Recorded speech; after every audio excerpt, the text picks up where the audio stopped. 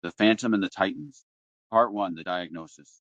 I am going to tell you about a house, not a particular house, the house, the one we were all born into, the one whose walls we have never been outside of, the one whose architecture we stopped noticing sometime around the age when we also stopped asking why the adults said one thing and did another.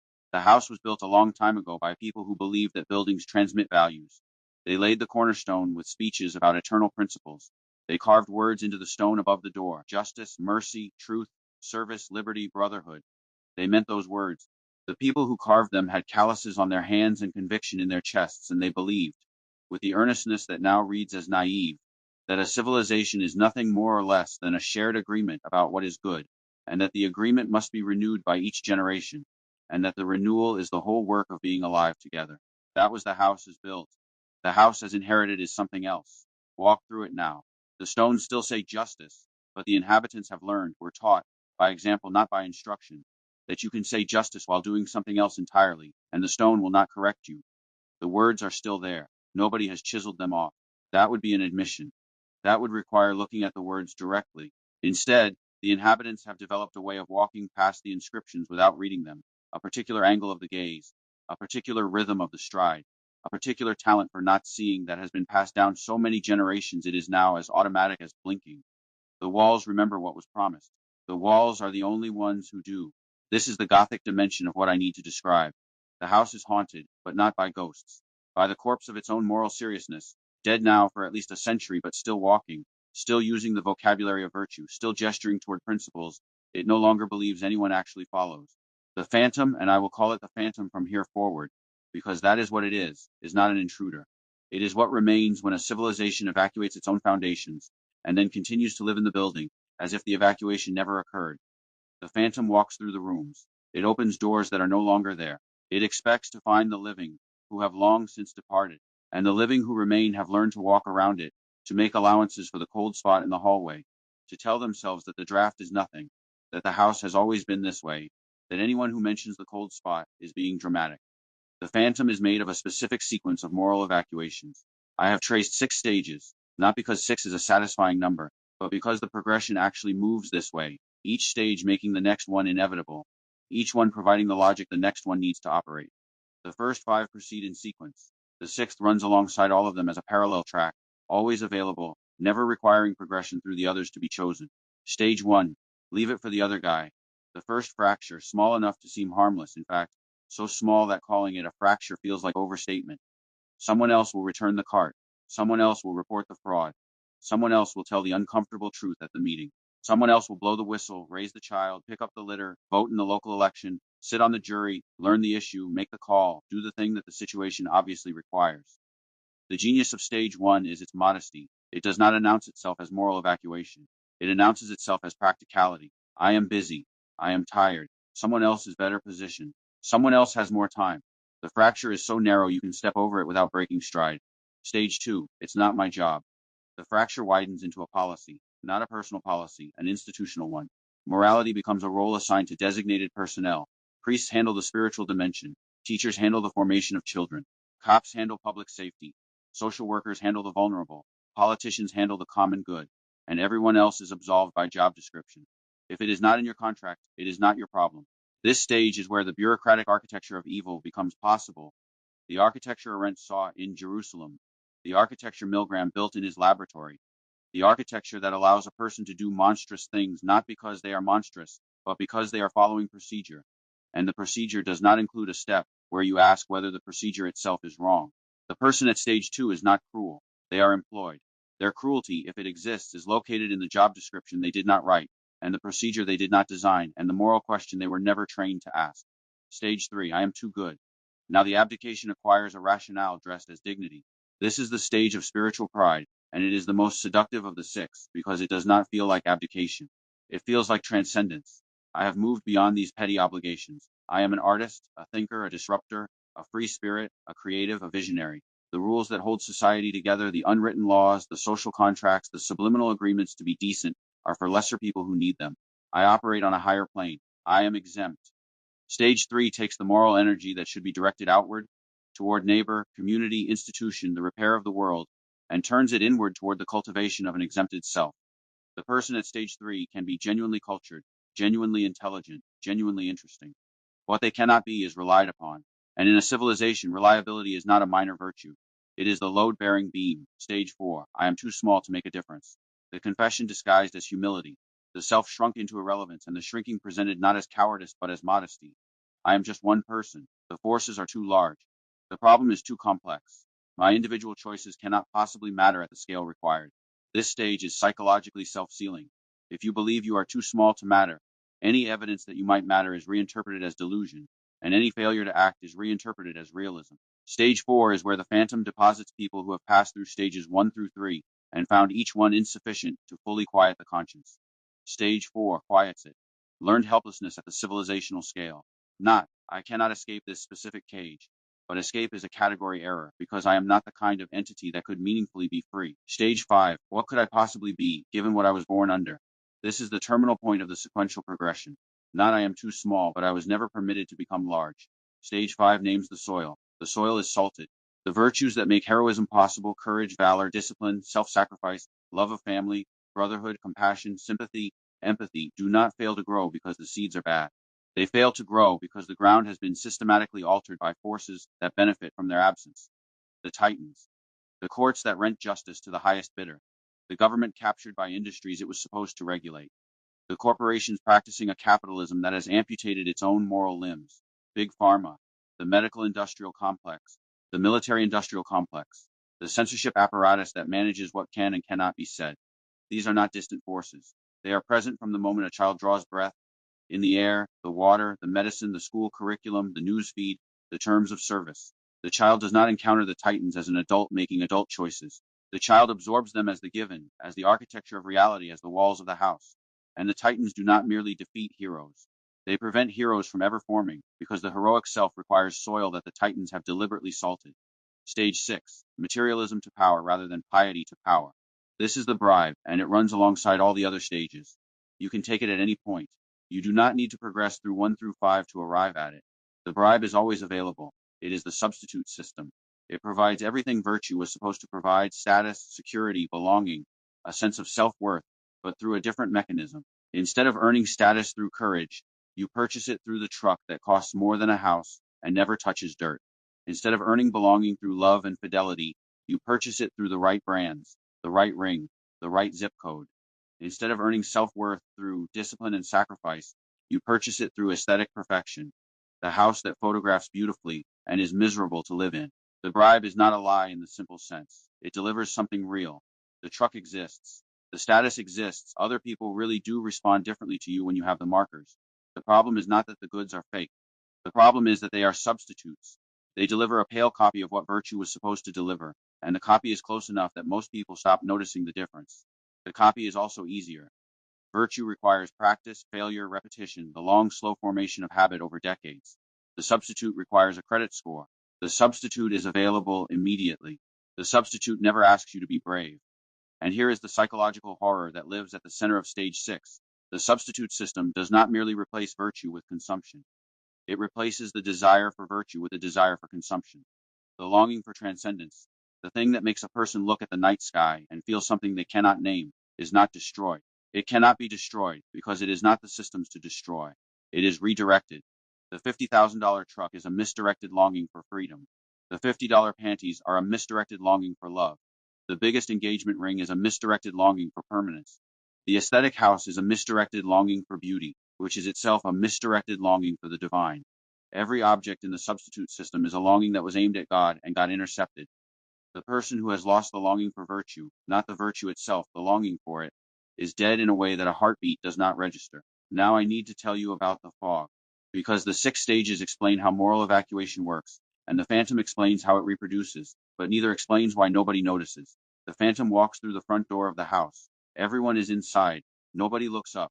Why? Not because they are morally evacuated, not because they all took the bribe, but because they are looking at something else, something deliberately placed in their field of vision, something loud, something urgent, something that demands every available unit of attention. The fog of manufactured chaos is not a bug in the system. It is the phantom's operational security. Without it, the phantom would be visible. Visible phantoms can be named. Named phantoms can be exorcised. The fog exists to prevent the naming. It does this so effectively that the phantom does not even need to hide. It can operate in plain sight, in the center of the room, while the inhabitants scream at each other about something else entirely. The fog has three interlocking components.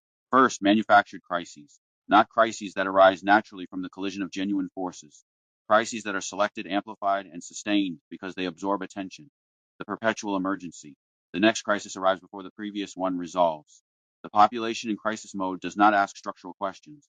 A person running from a fire does not pause to ask who owns the building. The crisis cycle, the outbreak, the war, the economic shock, the scandal, the next outbreak, is not random chaos. Random chaos would be less effective. It is calibrated chaos, loud enough to consume attention, patterned enough to feel meaningful, never resolving enough to allow the attention to be withdrawn. The 24-hour news cycle was not invented to inform you. It was invented to keep you watching. The infinite scroll was not designed to connect you.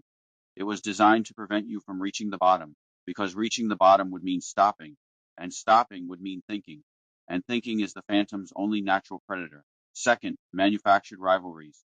The football game mentality, red versus blue, us versus them.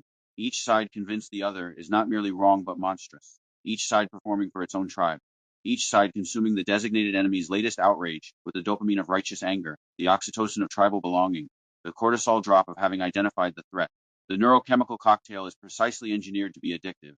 And while everyone is mainlining outrage at the designated enemy, while they dehumanize each other with the passion of the truly possessed, the phantom is in the room. The dehumanization is the point, not because the dehumanization serves some strategic master plan, because it absorbs moral energy into a zero-sum contest where both sides are controlled by the same titans regardless of who wins. The electorate changes. The donors do not. The outrage cycles. The policies that actually matter, the ones that affect the titan's ability to extract, never come up for vote. The football game is a passion machine that converts moral energy into noise. The noise is the point. The noise keeps the phantom inaudible. Third, survival paranoia. The manufactured anxiety that keeps individuals in permanent crisis mode. Not the genuine survival anxiety of poverty or violence, that is real and deserves its own category, and I am not talking about it here. The manufactured version, the fear of falling behind, the fear of becoming irrelevant, the fear of missing out, the fear of being canceled, the fear of being replaced, the fear of being seen, the fear of not being seen. These fears are not baseless. They have just enough basis to feel unavoidable, but they are amplified far beyond their actual threat level, and the amplification absorbs cognitive bandwidth that might otherwise be spent on structural analysis. A person terrified of losing their job does not organize a union. A person terrified of social exclusion does not name the phantom at the dinner party. A person terrified of irrelevance does not risk the silence that thinking requires. The fog is the phantom's camouflage, and the fog is not new. The Romans called it panem et circenses, bread and circuses. Keep the population fed enough and distracted enough, and they will not ask who owns the grain. The technology has changed. The efficiency has improved. The algorithm can now target your specific outrage receptor with a precision the Caesars could not have imagined. But the principle is the same. The fog is old. The fog is deliberate in its function, if not always in its origin. And the fog is the reason the phantom can walk through the front door of the house while everyone is screaming at each other about the latest manufactured crisis, the latest manufactured enemy, the latest manufactured threat to their fragile and frightened sense of self. Now I can tell you how the phantom actually reproduces, because now you understand what it is hiding behind. The phantom is made of mutual misperception. Most people, the majority, the ordinary, the people you stand next to in line, privately believe in the virtues. Most people are not sociopaths. Most people want to be honest, want to be courageous, want to be loyal, want to love and be loved in a way that is not reducible to transaction. This is the first thing to understand. The phantom is not popular. It is merely dominant. But each of these private virtue believers looks around and observes something. They observe other people performing cynicism. They observe colleagues cutting corners. They observe neighbors chasing status. They observe the culture rewarding the dark triad, narcissism rebranded as personal branding, psychopathy rebranded as decisiveness, Machiavellianism rebranded as networking. And each private virtue believer concludes, silently and with genuine grief, that they are the last one, that everyone else has moved on. That virtue is a private hobby now, a relic, a thing you feel in your chest but do not speak out loud, because speaking it out loud would mark you as naive, as unsophisticated, as someone who did not get the memo. So each private virtue believer performs the cynicism they do not actually feel, not because they are hypocrites, because performing cynicism is safer than being the only earnest person in a room full of people who appear to be cynical. Each performance confirms the next person's suspicion that virtue is dead, and so the loop closes. A society of secret virtue believers, each one convinced they are the last believer, each one performing unbelief to avoid standing out, each performance feeding the phantom that depends on the performance. This is pluralistic ignorance. It has been demonstrated in laboratories. Students who are confused by a lecture will sit silent rather than ask a question, because each one assumes everyone else understands. Bystanders will walk past someone in distress, because each one assumes that if the situation were really serious, someone else would have acted already. What the laboratory demonstrates at small scale, the phantom achieves at civilizational scale. The mechanism is the same. The stakes are larger. But there is a second population, smaller, more influential. These are the people who have not merely stopped performing virtue. They have lost the longing for it entirely. They have taken the full bribe. The substitute system is not a performance for them. It is reality. They genuinely believe, not in the intellectual sense, but in the operational sense, the sense that determines what they do with their hours, that the $50,000 truck is freedom, that the aesthetic house is happiness, that the status is security, that the influence is power. They are not pretending. They are fully absorbed, and because the system rewards them for their absorption, promotes them, displays them, gives them platforms, they set the cultural tone. They are the visible ones. They are what everyone else sees when they look around and conclude that virtue is dead. The phantom depends on the private believers being intimidated into silence by the visible absorption of the lost longing. The phantom would collapse if the private believers realized they are the majority. The fog exists to prevent that realization. The football game exists to keep the private believers on both teams screaming at each other rather than comparing notes. The crisis cycle exists to keep the private believers too exhausted to compare anything. The house is old. The walls remember what was promised. The inscriptions are still there under the grime. The phantom still walks. The fog still rolls. The titans still extract. The bribe is still available, and it will be available tomorrow, and the day after, and every day for the rest of your life. But you have seen the cold spot. You have named the phantom. You have understood that the isolation was the lie, that you are not the last believer, that millions of others are sitting alone in rooms exactly like yours, each one afraid to speak, each one waiting for someone else to go first. You could be the one who goes first, not in a grand gesture, in the next conversation, in the next moment when the script calls for cynicism and you decline to deliver it, in the next opportunity to say, quietly and without drama, I think we are all pretending something we don't believe. The cascade starts there. It starts small. It always starts small. The titans are large, but they are not gods. The phantom is old, but it is not alive. The fog is thick, but it is not solid. The bribe is seductive, but it is not compulsory. Walk in blessings. Name the phantom again tomorrow, and the day after, and let someone see you naming it. The spell breaks one witness at a time. You are the witness. You have always been the witness. The only thing that has changed is that now you know. Part 2, the exit. You have seen the cold spot. You have named the phantom. You have understood how the fog kept you from seeing it sooner, and how the 6 stages of moral evacuation made the phantom feel like weather rather than architecture. That is the diagnosis. A diagnosis without an exit is a life sentence pronounced by a doctor who never returns to the room. I am going to give you the exit. But the exit is not a door you walk through tomorrow morning. The exit is not a political program. It is not a checklist. It is not a self-help regimen. The exit is a reorientation so fundamental that it will cost you something to take it, and the cost is the only proof that the exit is real. Anything that promises liberation without cost is propaganda. The titans will not let you go because you read a compelling argument. The phantom will not dissolve because you now understand its anatomy. The fog will not part because you wish it to. The exit requires something of you, and I am going to tell you what it requires. And then I am going to tell you why it is possible despite everything the titans have built. First, look at what you are inside. I named the titans briefly in part 1. Now I need to show them in their full architecture, because until you understand the scale of the thing you are in, you cannot calibrate the kind of exit that might actually work. The titans are not a conspiracy. A conspiracy is a group of people meeting in a room to coordinate action. The titans are something more terrifying than a conspiracy. They are an interlocking set of institutional logics, each one morally defensible in its own terms, each one producing outcomes that are collectively monstrous, and no individual inside any of them is responsible for the collective result. This is the cosmic horror of the thing. Not that someone is in charge.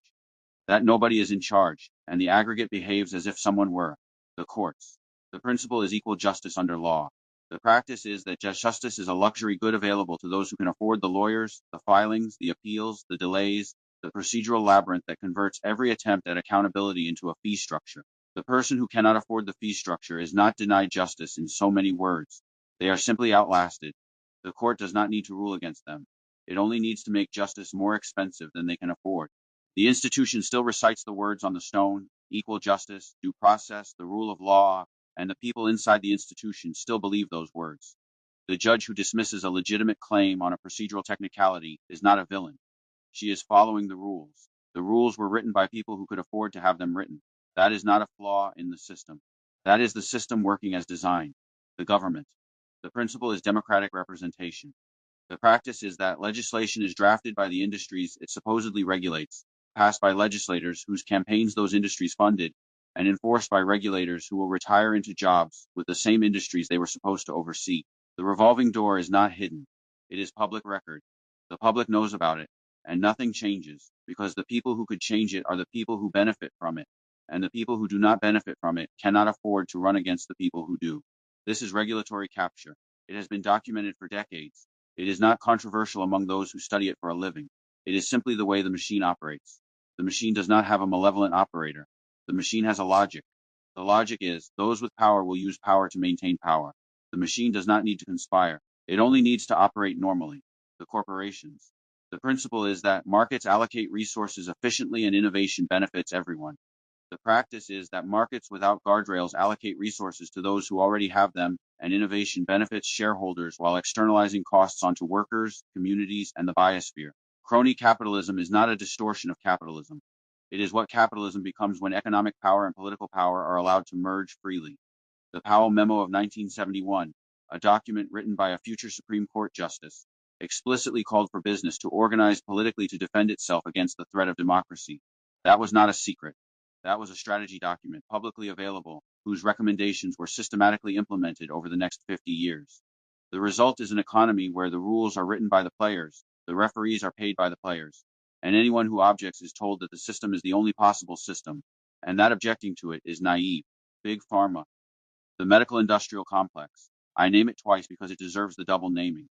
The principle is that medicine exists to heal. The practice is that healing is a billing event, that life-saving drugs are priced at whatever the market will bear, that the patent system protects profits more reliably than it protects innovation, that the insurance system adds a layer of administrative extraction between the patient and the care, that hospitals consolidate into regional monopolies that can charge whatever they want because the patient cannot shop for emergency care. The person inside this system, the doctor, the researcher, the pharmacist, did not design it and mostly hates it, but they are employed by it. Their mortgage depends on it. Their student loans depend on it. The system absorbs their moral objection by making objection economically impossible. That is not a conspiracy. That is architecture, the military-industrial complex. Eisenhower warned about it in 1961 in his farewell address after a career spent inside the institution he was warning against. He knew what he was talking about. The principle is national defense. The practice is a permanent war economy that requires a permanent enemy and a permanent budget and a permanent rotation of personnel between the Pentagon and the defense contractors who profit from the permanence. The nation has been at war for the overwhelming majority of its existence. The wars change. The enemy changes. The budget does not change. The contractors do not change. The logic does not change. Peace is not the goal because peace is not the product. The censorship apparatus. The principle is that information should be accurate and harmful content should be moderated. The practice is that a handful of private platforms control the public square, that their moderation decisions are unappealable and opaque, that their algorithms optimize for engagement rather than truth, because engagement is the product and truth is at best an input, that the boundaries of acceptable speech are set by corporate liability concerns and advertiser sensitivity rather than by any coherent standard of public good. The person who removes a true statement as misinformation is not suppressing truth for its own sake. They are following content policy. The content policy was written by people who were worried about lawsuits and bad press. The logic is risk management. The effect is that certain truths become unsayable, not because they are false, but because they are inconvenient to powerful interests. Nobody decided to make this happen. The system optimized for it. These are the titans. Each one is an institutional logic that, pursued to its rational conclusion, produces outcomes incompatible with human flourishing.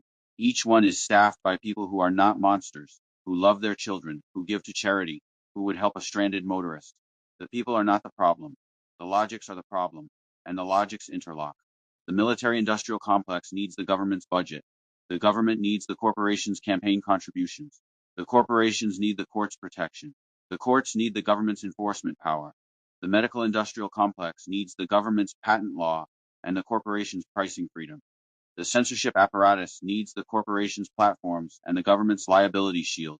Each titan reinforces the others, and the interlocking produces something that acts like a single entity, not because anyone planned it, but because each institutional logic, pursued independently, converges on the same equilibrium. The equilibrium is, the powerful remain powerful, the extraction continues, and reform is impossible, because reform would require reforming all the titans simultaneously, and no institution has the power to reform the others without first being reformed itself. This is the cosmic horror at full aperture, not a monster, a system so large and so interlocked and so indifferent to individual human welfare that the individual human being, looking at it honestly, experiences the vertigo of scale, the recognition that the thing you are inside does not know you exist, would not care if it did know, and will outlast every effort you could possibly make against it. The titans do not need to defeat you.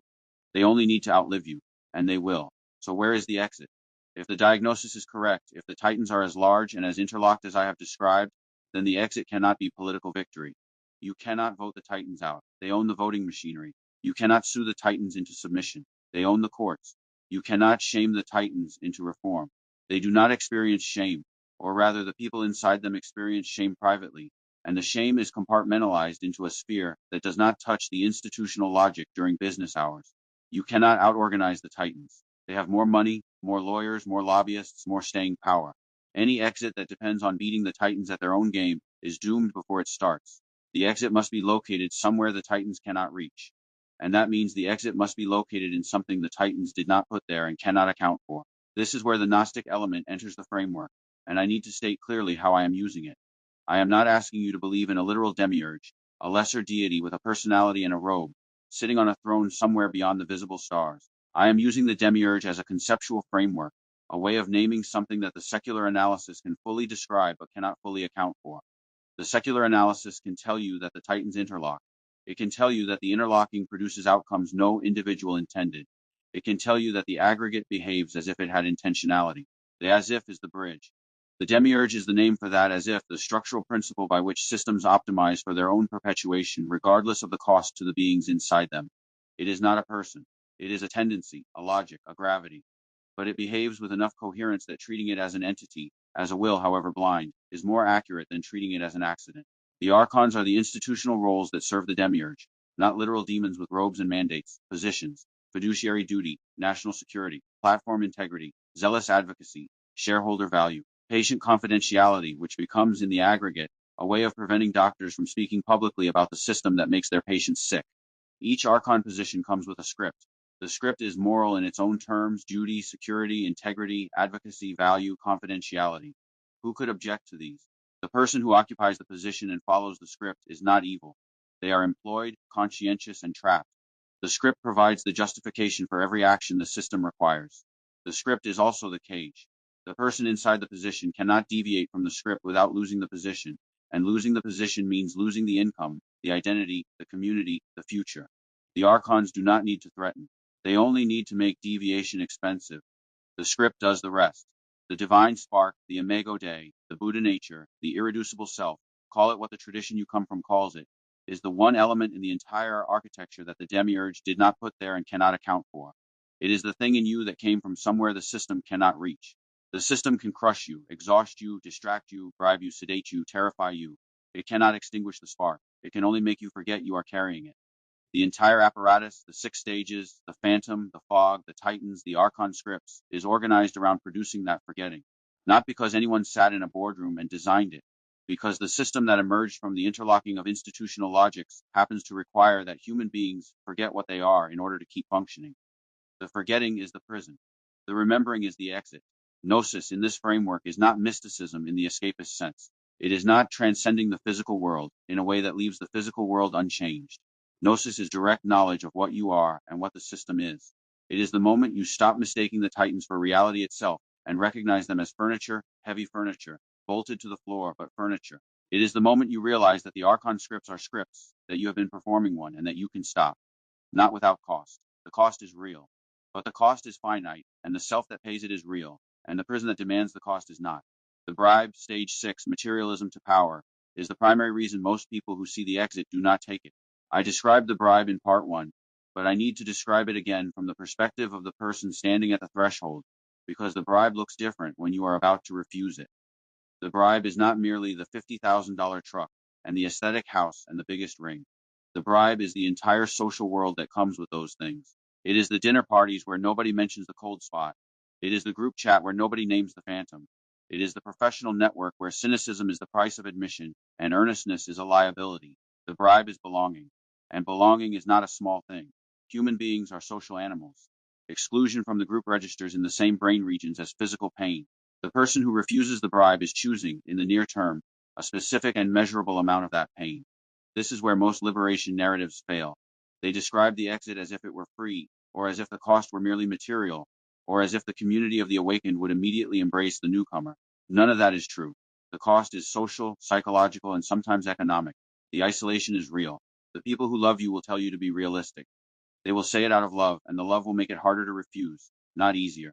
The archons will notice if you stop playing your assigned role, and they will respond, not with violence, usually, but with the cold administrative pressure that is more effective than violence, because it cannot be dramatized, cannot be pointed to, cannot be turned into a story that mobilizes others.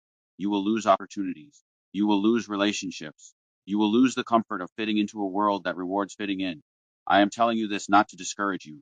I am telling you this because the cost is the proof that the prison is real. If there were no cost to leaving, the prison would be imaginary and the exit would be a metaphor. The cost is real, so the prison is real, so the exit is real. And here is the turn. The cost is not permanent. The isolation is not permanent, because the phantom is made of mutual misperception. The mutual misperception is that each private virtue believer thinks they are the last one. That misperception is false. It is systematically false. It is the phantom's primary structural weakness, and it can be broken by a single visible, undeniable signal. One person who stops performing cynicism and starts speaking truth, openly, visibly, without apology, gives permission to every other private virtue believer in their vicinity to do the same. Not because the one person is heroic, because the one person has broken the mutual misperception. The other private believers now have evidence that they are not alone. Evidence changes calculations. A room full of people who each privately want to speak, but are each afraid to be the first, will remain silent indefinitely. One person speaks. The calculation changes for everyone else in the room. This is not sentiment. This is game theory. This is the coordination problem finding its solution. Notice what this means for the fog and the football game. The fog works by keeping everyone looking at manufactured crises and manufactured enemies. The football game works by channeling moral energy into a zero-sum contest that serves the Titans regardless of who wins. The exit requires refusing to play. It requires looking away from the crisis cycle long enough to see the room you are actually in. It requires refusing to dehumanize the person on the other team, not because they are right, but because the game itself is the phantom's oxygen. Every unit of outrage you spend on the manufactured rivalry is a unit of outrage you are not spending on the Titans. The exit begins the moment you withdraw your attention from the fog and redirect it toward what the fog was designed to obscure. The moment you stop screaming at the designated enemy and start looking at the architecture of the room. The exit, then, is individual only in its first step. The first step is gnosis, the direct knowledge that you are carrying something the system did not put there and cannot account for, and that the system's power over you depends on your forgetting this. The second step is acceptance of the cost, the willingness to sit alone in the room, to lose the bribe's benefits, to endure the Archon's administrative pressure. This is the room you may already be sitting in, the one I described at the end of part 1. The room with yourself, the room where the unfiltered truth lives. That room is not a punishment. It is a training ground. You sit in it to become strong enough to leave it and speak. The third step is the visible signal, the act, however small, of naming the phantom in the presence of someone else, not ranting, not performing, simply saying in ordinary circumstances what you have seen. I think we are all pretending something we do not believe.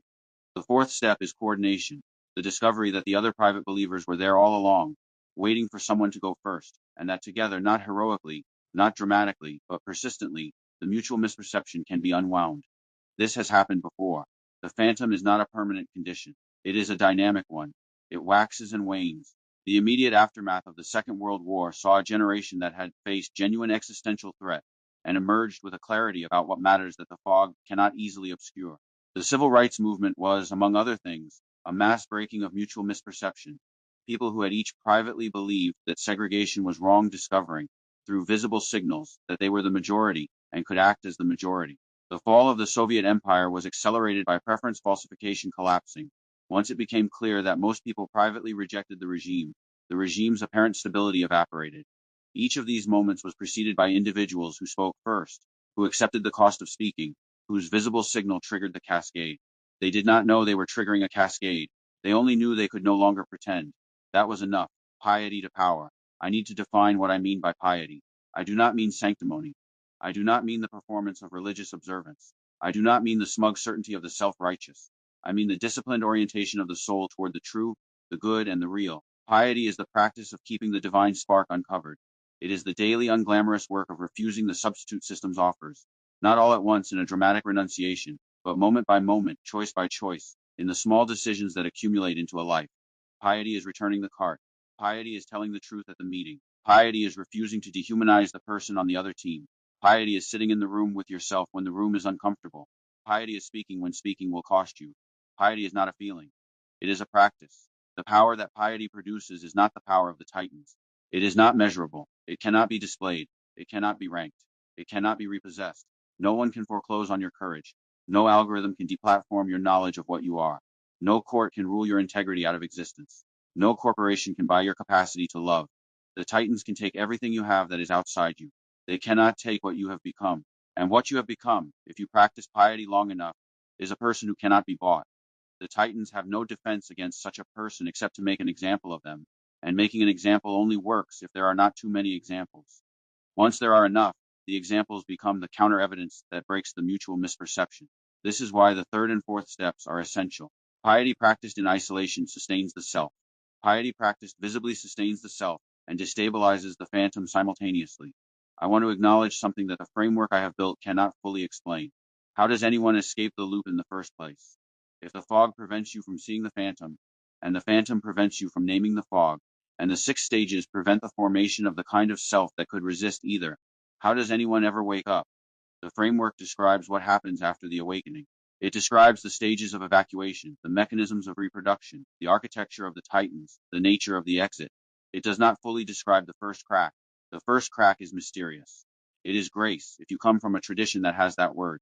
It is the divine spark asserting itself against every force that has tried to smother it. It is suffering, the kind of suffering that cannot be medicated by the substitute system, the loss that strips away every comfort and leaves you with nothing but the question of what you actually are. It is encounter, someone already awake speaking to you directly, in person, with enough presence that the fog cannot fully absorb the signal.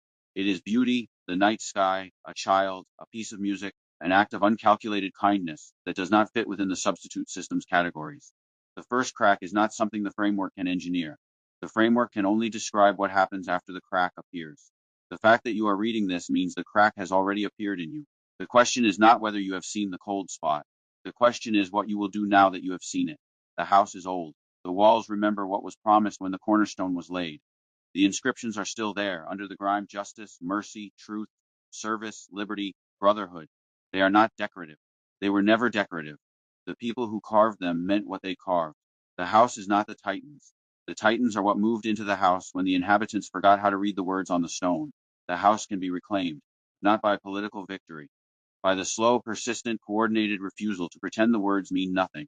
The phantom still walks. The fog still rolls. The Titans still extract. The bribe is still available, and it will be available tomorrow, and the day after, and every day for the rest of your life. But you have seen the cold spot.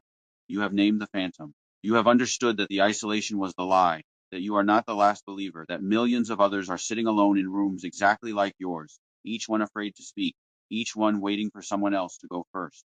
You could be the one who goes first. Not in a grand gesture, in the next conversation, in the next moment when the script calls for cynicism and you decline to deliver it, in the next opportunity to say quietly and without drama, I think we are all pretending something we do not believe. The cascade starts there. It starts small. It always starts small. The Titans are large, but they are not gods. The phantom is old, but it is not alive. The fog is thick, but it is not solid. The bribe is seductive, but it is not compulsory. Something tried to hollow out your civilization. It did not entirely, not yet. Not while there are still people who can feel the cold spot and refuse to pretend it is weather. You are one of those people. You have always been one of those people. The only thing that has changed is that now you know. Walk in blessings. Name the phantom again tomorrow, and the day after, and let someone see you naming it. The spell breaks one witness at a time.